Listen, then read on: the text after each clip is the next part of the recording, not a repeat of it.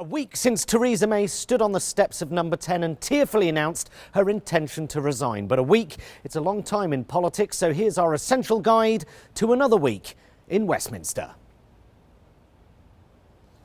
Actually, stood on the steps of Number 10 in that red dress, she reminded me of the girl from Schindler's List, somehow. Doomed!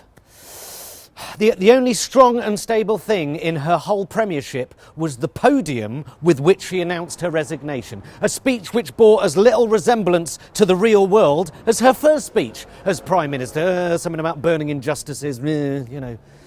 She spoke of continuing David Cameron's work. Well, she's certainly done that. Her sterling work has helped polarise the country even further. Attitudes are hardening beyond reason. Leavers believe that there is still a magical panacea, no-deal version of Brexit because Nigel Farage still says there is. And Remainers believe that a second referendum would definitely see the country do a massive U-turn and that we'd presumably all live happily ever after. They're both living in batshit crazy land. And 63% of the country don't give a fuck either way.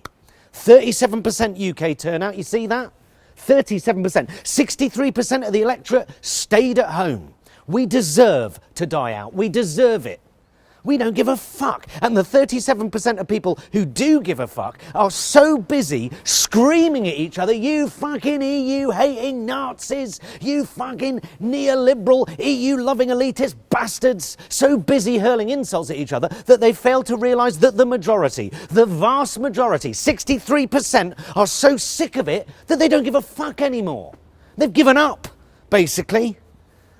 Feels like we've hit rock bottom now, doesn't it? Really? You know, Brexit is a low point for most of us, even those that voted for it, because let's face it, they voted to leave the EU, not to have Boris Johnson as Prime Minister. It's like the UK is a drug addict, you know, and sometimes the road to recovery, it can only start when you've hit the bottom, you know, needle hanging out your arm, covered in your own shit, on a street corner, wanking for coins, begging for a trade deal. Spare any trade deals, mister? That's where we're at. Couldn't get worse, could it? What's that? President Donald Trump's coming to town?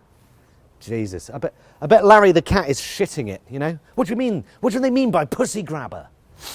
Yep. So what's in store for the week ahead? Well, President Donald Trump is coming to town in what Theresa May is hoping...